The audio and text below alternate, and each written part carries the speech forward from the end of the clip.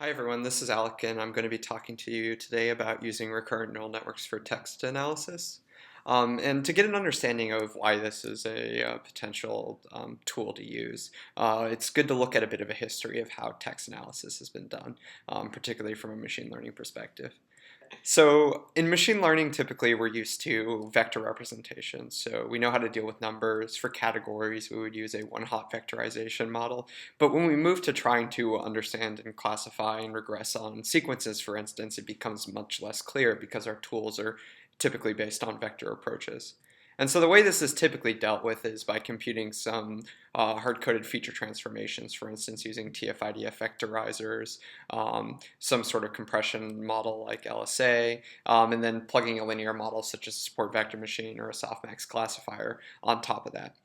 And the premise of this talk today is what happens if we cut out those techniques and instead replace them with an RNN. And to get an understanding of why this might be an advantage, structure is hard. So n-grams are the typical way of preserving some structure. So this would be, we take our sentence, for instance, the cat sat on the mat, and we re-represent it as the occurrence of any individual word or combinations of words. And these combinations of words begin to get us the way to see a little bit of structure. By structure, I mean preserving the ordering of words.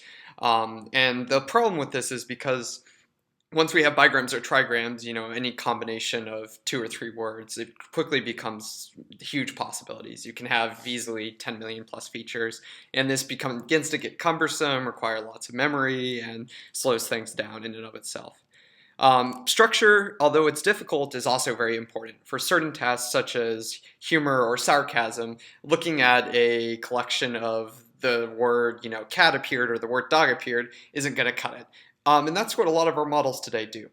So to understand, though, why many models today are based on this and do quite successful, n-grams can get you a long way for many tasks. So specific words are often very strong indicators, useless in the case of negative sentiment and fantastic in the case of positive sentiment. And if you're, for instance, trying to classify whether a document is about the stock market or as a recipe, you don't see the word green tea come up very much in the stock market conversation. You don't see the word NASDAQ come up very much in a recipe. So you can very much quickly separate things via a linear model in those kinds of tasks. And so it's often a question of knowing what's right for your task at hand. So if you're trying to get at a more qualitative understanding of like what's going on in a body of text, this is where structure may be very important. Whereas if you're just trying to separate out, something that may be very indicative on like a word level, then in many ways a bag of words model can be quite strong. Okay, so how an RNN works. To understand its potential advantages over a bag of words model, what an RNN does is it reads through a sequence iteratively, which is really nice because it's how people do it as well. So it's able to preserve some of the structure of the model. So what it does is it goes through each word and updates its hidden representation based on that word and the input from the previous hidden state.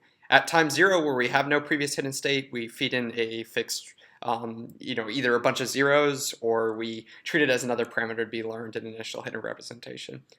And it just continues to do this all the way through the sequence. So at each time step, we have a 512, in this case, if we had 512 hidden units, dimensional vector representation of our sequence.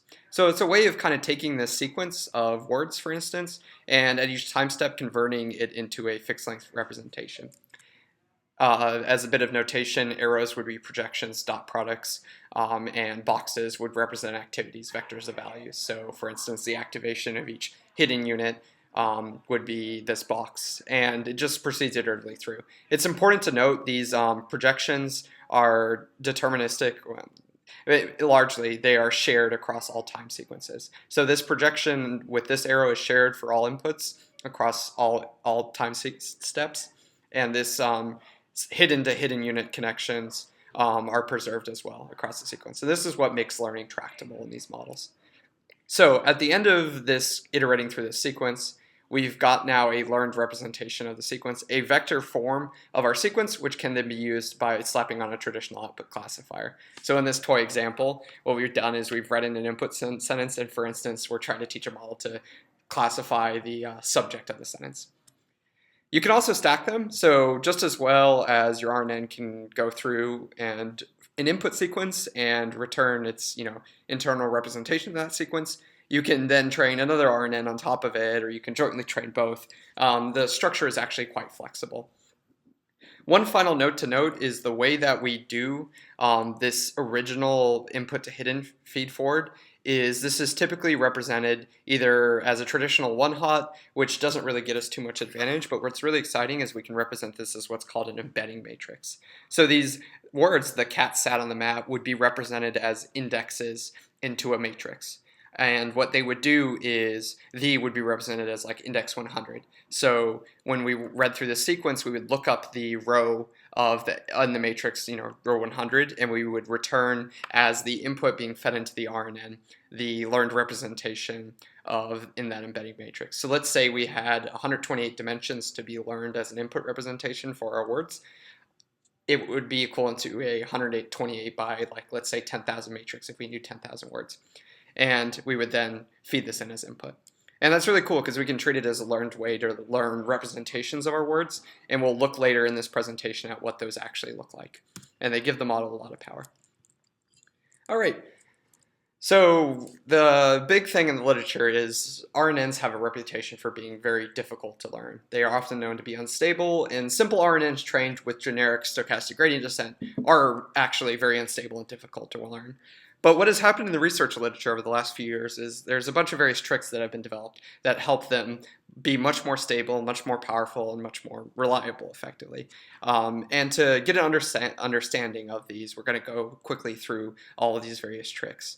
The first of these is gating units. So to understand what a gating unit is, we first need to look a little bit more into detail of how a simple RNN works. And so what happens is we have our hidden state from our previous time step. Again, at the original time step, this can just be zeros or learned parameters, and we receive input at time step t.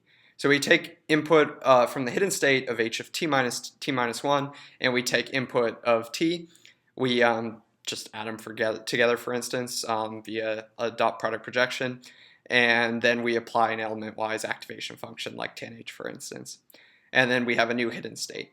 At the next time step, we receive more input, we add it together, we apply another element-wise activation function, and this process continues forward. And to understand what the problem that can be with this is information is always being updated at each time step. And so as a result, it becomes difficult for information to persist through a model like this. You can think of this as like a form of like exponential decay. So if we have a value, let's say here, of like 1, and through this process, we effectively end up multiplying that value by a reasonable like 0.05. What happens after the course of several time steps is that value will exponentially decay, for instance, to 0. So information has difficulty spreading through a structure like this. And there have been various changes called gating units to make this work better. And so what a gating unit does is instead of having the hidden state at a new time step be a direct operation of the previous time step, it adds in a variety of gating units that effectively transform the information in a more structured way. And so one of these is called the gated recurrent unit, introduced recently. And what it does is it uses 2 types of gates. It uses a reset gate and a dynamics gate. So this is the reset gate and this is the dynamics gate. And what the reset gate does is it takes an input from the previous time step, both the hidden representation and the input, and it computes there should be an element-wise sigmoid squashing here.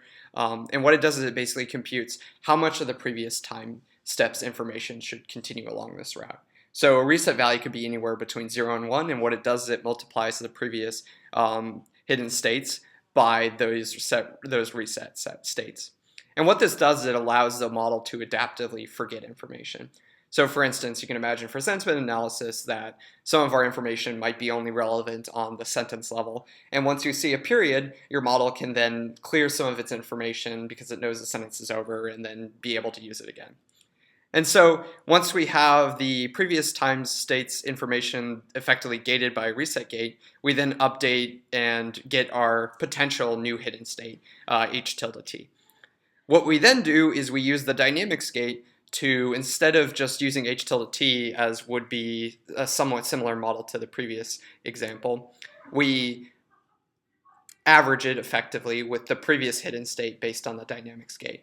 So what we do is we take the output of h tilde t, multiply it by z again is like r, where it computes values between 0 and 1 for each unit. And we multiply it and average and add together. This is effectively a multiplicative form of averaging. So if z is 0, what it would do is it would take entirely the new updated h tilde t and none of the previous hidden state. And this would be equivalent in many ways to our previous simple recurrent unit. So in that case, we would just have the new value come through. Sure, it would be gated by the recurrent unit, but it would be, again, the new hidden state would be a completely new update compared to the previous hidden state. Whereas if z is 1, then this value here is 1, and this value here is 0. And so then our new hidden state is just a copy, effectively, of the previous hidden state. And z values of near 1 are ways of effectively propagating information over longer steps of time. So you can think of it as like the easiest way to remember something is just not to change it. So a value can be spread over very long periods of time if we just have z values near 1, because that way we don't have, all this noise of updating our hidden states. We just kind of lock it and let that value persist. And so that's a way to, like, for instance, on the sentence level, keep context from the previous sentence around if we had z values that were locked to 1. This, again, like in our previous model, can be expanded to another time step just so you see how information flows. And again, there's all these calculations involved in updating our hidden states and our gating values, but the information at its core really flows through this upper loop of gated values interacting with previous hidden states. Gating is essential. So that was enough of an example of all of the theoretical reasons why these better designed gates might help propagate information better. But empirically, it's also very important. For sentiment analysis of longer sequence of text, for instance, paragraph or so, a few hundred words, for instance, a simple RNN has difficulty learning at all. You can see that it initially climbs downhill a little bit, but all it's actually doing here is just predicting the average sentiment, for instance, 0.5. Whereas a gated unit, a recurrent neural network, is able to quickly learn and continuously learn. Again, you can't use simple recurrent units for these more complex tasks, especially when you have longer sequences of like 100 plus words or tokens. They just don't work well because information is hard to keep over longer sequences of time with those kinds of models. All right, now that we've talked about gating, there's another question, which is what kind of gating do you use? So there's two types of models that have been proposed. These gated recurrent units by Cho, recently from the University of Montreal, which are used for machine translation and speech recognition tasks. And then there's also the more traditional long short-term memory. And this has been around much longer and has been used in far more papers. Various modifications to the classic architecture exist. But for text analysis, GRU seems to be quite nice in general. It seems to be simpler, faster, and optimizes quicker, at least on this sentiment analysis data set. Because it only has 2 gates compared to LSTM's 4, it's also a little bit faster. If you have a larger data set and you don't mind waiting a little bit longer, LSTM may be better in the long run, especially with larger data sets because it has additional complexity with those more gates. But again, it seems like GRU does quite well on these kinds of problems generally. So I tend to favor it myself, but you can try both. And the library we'll be introducing later in this talk supports both. So the next question is exploding gradients. And so exploding gradients are a training dynamics phenomena that happens in recurrent neural networks where the values that we're trying to update iteratively at each step of our training algorithm can become very large and very unstable. And so this is one of the sources of the reputation of RNNs being hard to train. And so what this looks like is typically you would see small values, like for instance the norm of your gradient would be around 1 and just kind of bouncing around, and then sometimes you'd see huge spikes, and those spikes can be quite damaging because a traditional learning update would then rapidly change your values, and this could result in unstable oscillations and your whole model explodes.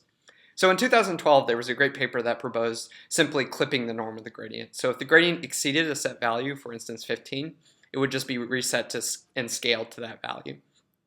And so this was a common form of making RNNs much more stable. Interestingly though, at least on text analysis for sentiment, we don't seem to see this problem with modern optimizers. It seems that the gradient decays pretty cleanly and becomes quite stable over the course of learning.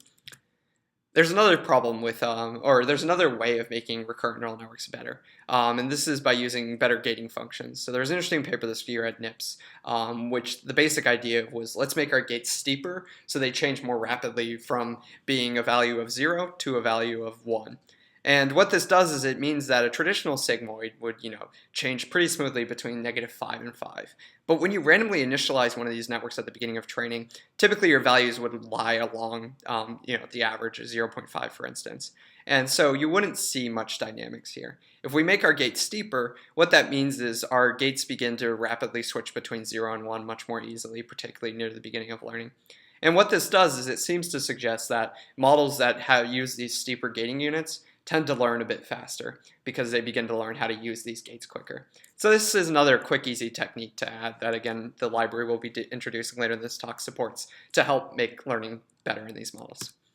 Another technique is orthogonal initialization. Andrew Saxos here did some great work on showing that initializing, when we begin training these models, we don't know the values of these parameters to use in these dot products, for instance, the weight matrices effectively. And so what the research literature typically does is initialize them via some heuristic, for instance, random Gaussian or random uniform noise.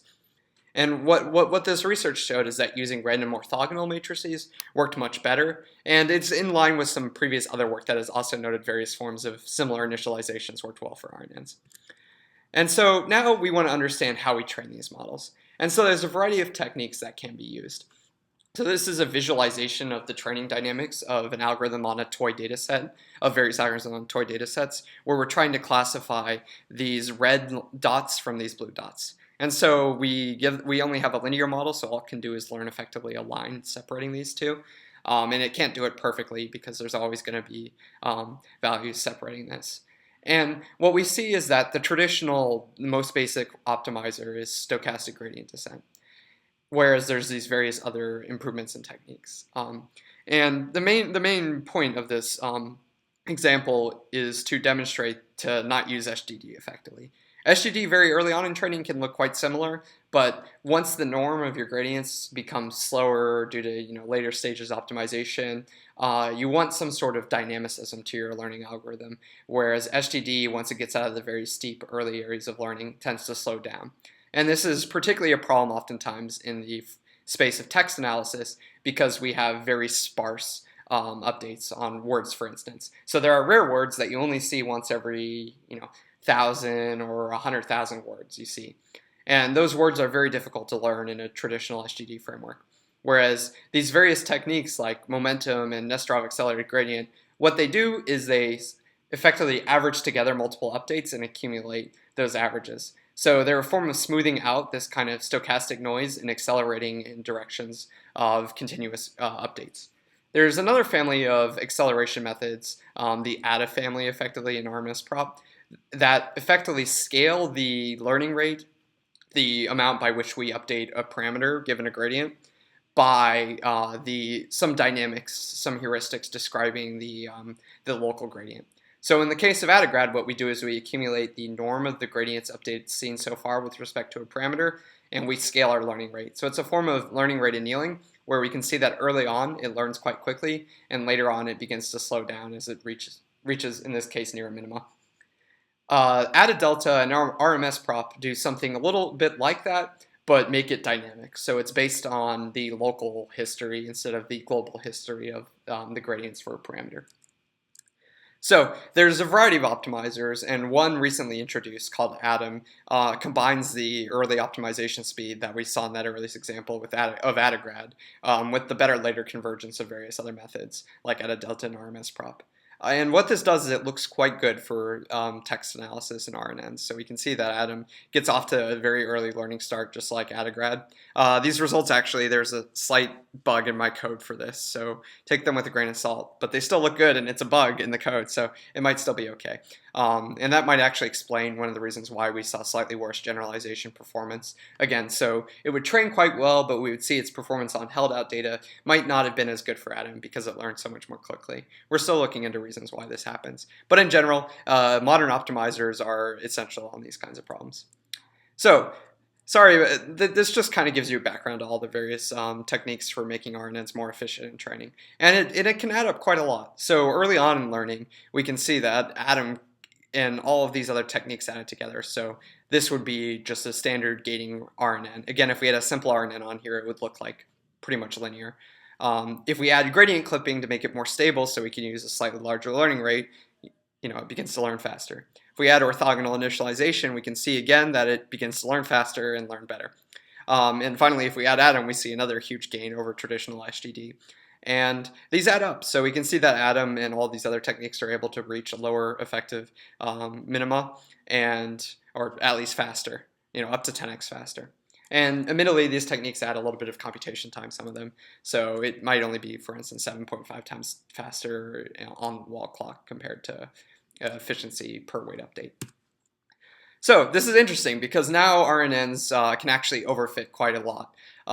As they continue to fit to training data, for instance, their test data might plateau. So we continue to improve on the training data set we're given, but this is called overfitting, where our RNN is effectively optimizing for the idiosyncrasy, just the details of the training data that aren't true of new data.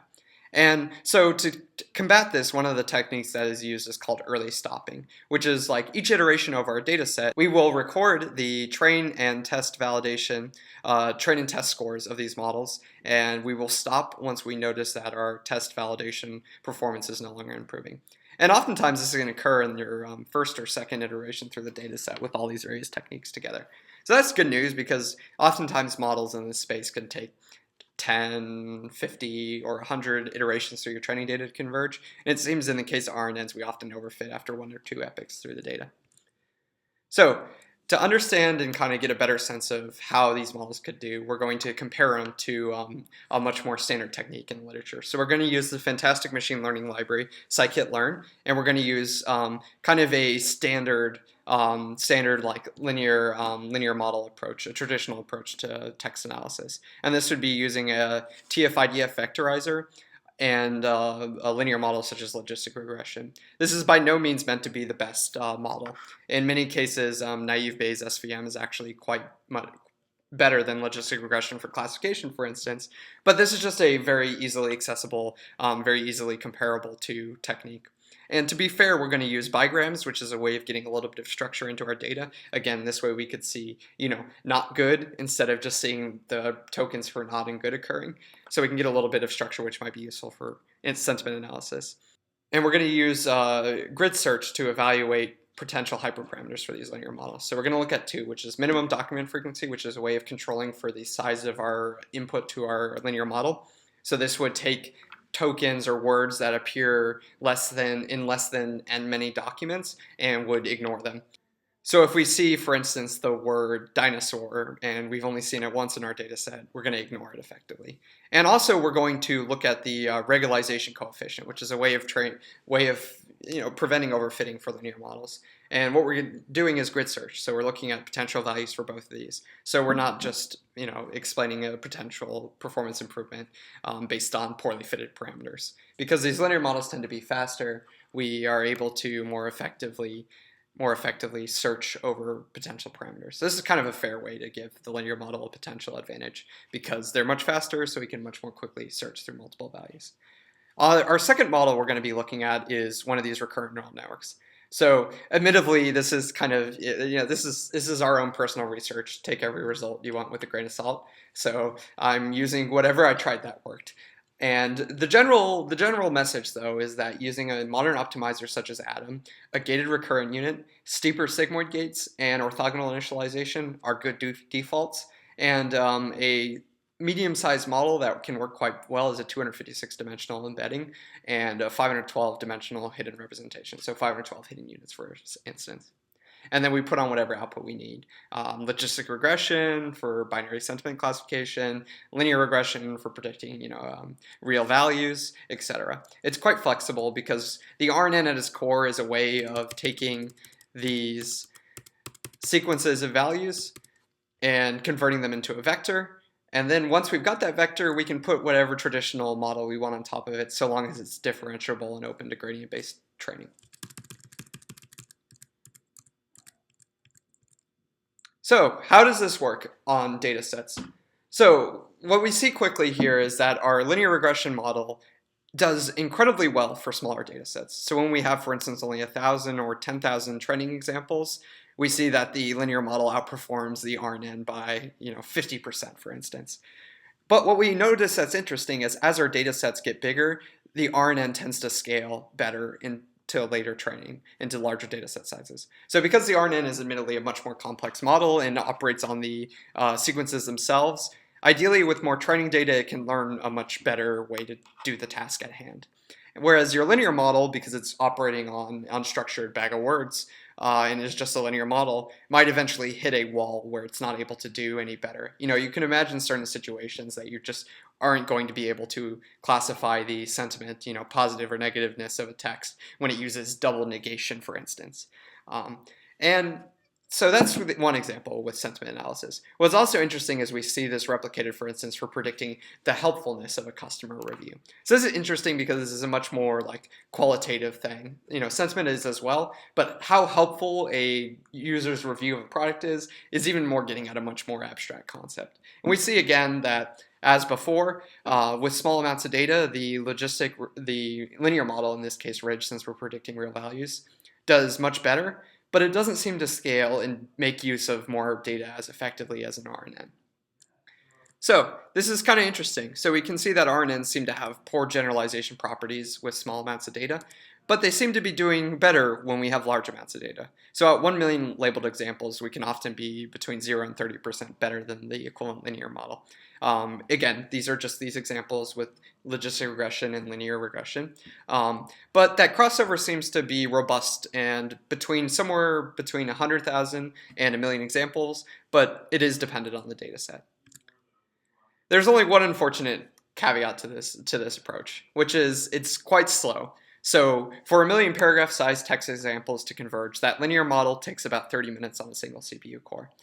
For an RNN, if we use a high-powered graphics card, such as the GTX 980, it takes about 2 hours. So that's not too bad. Our RNN on a proper high-end graphics card is only about 4 times slower at 1 million examples to converge than the linear model. Again, this is on only a single CPU core. But if we train our RNN on just that CPU core, it takes 5 days. So this is unfortunate because this means our RNN is about 250 times slower than a CPU, and that's just not going to cut it. This effectively is why we use GPUs in this research. So here's the cool part of the presentation, which is we can take that, again, so an RNN, when it's being fed an input sequence, it takes in the sequence and effectively learns a representation for each word. So each word gets replaced from its identifier, some value like B is token 100, and gets replaced with a vector representation that is learned by our model. And so these visualizations we'll be showing you are what happens when you look at, well, what representations are learned by those models. And so what we're going to do is use an algorithm called tsne to visualize these embeddings that our RNN learns. And what we've done to make it a little more clear what's going on here is this is the representations learned from training on only binary sentiment analysis. So we're trying to predict whether a given customer review, for instance, it likes a product or doesn't like a product. And what we've done is we've visualized these representations in 2 dimensions using tsne, and we've colored each word by the average sentiment of each word. The average sentiment, of a review it appears in.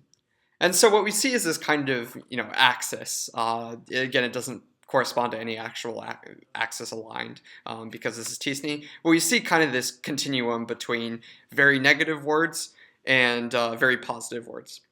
And so this isn't too surprising. A model trained on sentiment analysis learns to separate out negative and positive words. That's what you'd expect to happen. And we can take a little look at these very positive, very negative clusters and see that it's grouped very understandable words like useless, waste, poorly, disappointed as negative. You can see some kind of interesting stuff where, again, these models group this visualization tries to group similar things close together. So we can see that it's actually identified, even though it is a very negative grouping, it's also identified returned, returning, returns, return, all together as well. And that's kind of, so that's interesting because it seems to know that returned and returned related words are very negative, unsurprisingly, if you find them in a review. But it's also separated them out slightly from other more generic negative words.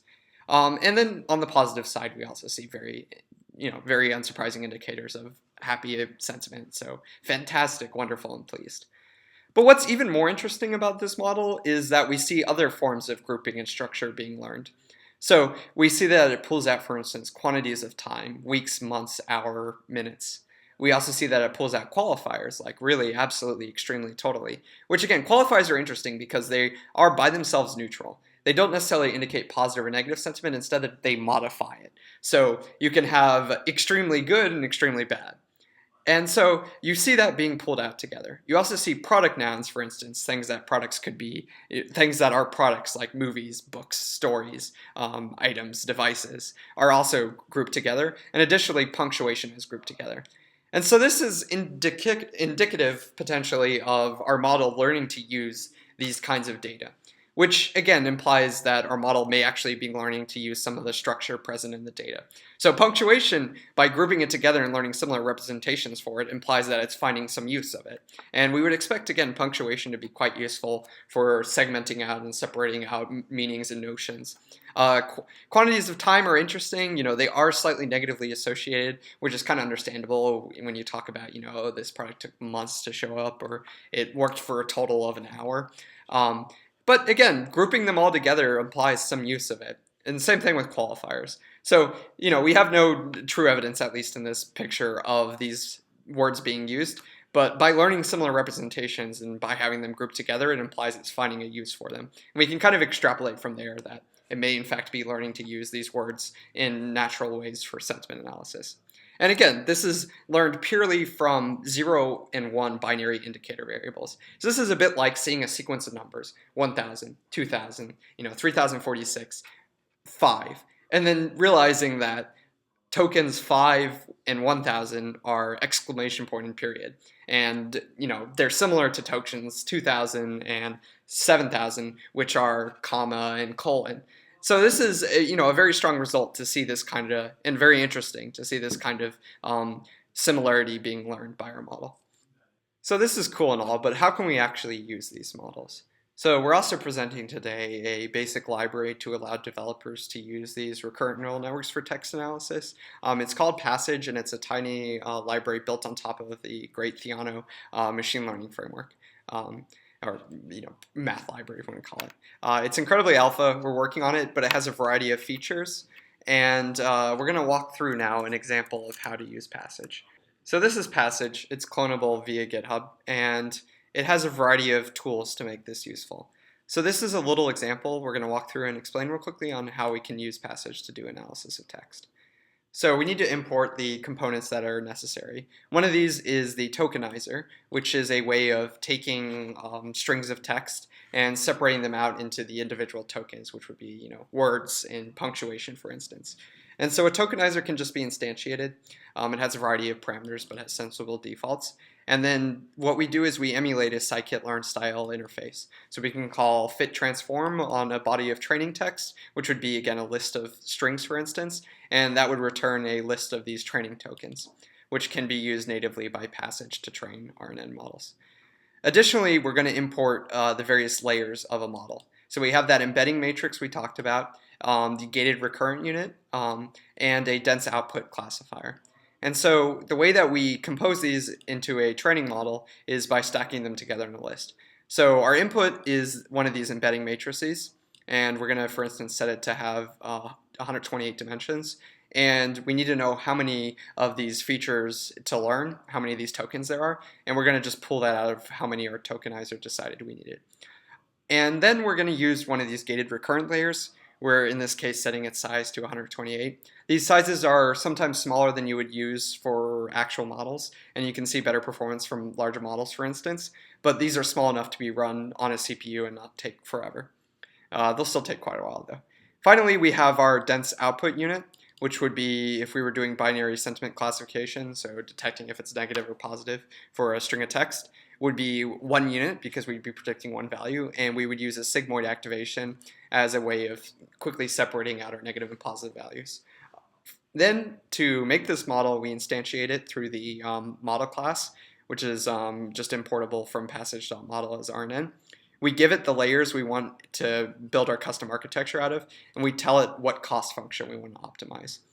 So the cost function is the effective math function that lets us train this model. It's just a way of telling the model, how good was this? How good did you do on this example effectively? And so for binary classification, we use binary cross entropy in this example. And then to train this model, we just call a fit interface which takes in training tokens, which we made from training text, and also takes in the training labels we want to predict given those training text. Then, once that model's been trained, it should be noted this only trains for one iteration through your data set. As mentioned earlier, you may want to train for multiple iterations if, for instance, your model hasn't converged, and you may want to measure your performance on holdout data to know when to stop training a model if it begins to overfit. Right now, we've kind of left that part up to you, but we will be extending this to have interfaces to kind of automatically do this. Finally, if you want to have your model then predict on new data, you can just call model.predict on tokenizer.transform or test text, and this will return how the model predicts new data. So that's an example of how to use Passage. To summarize, RNNs are now potentially a competitive tool in certain situations for text analysis.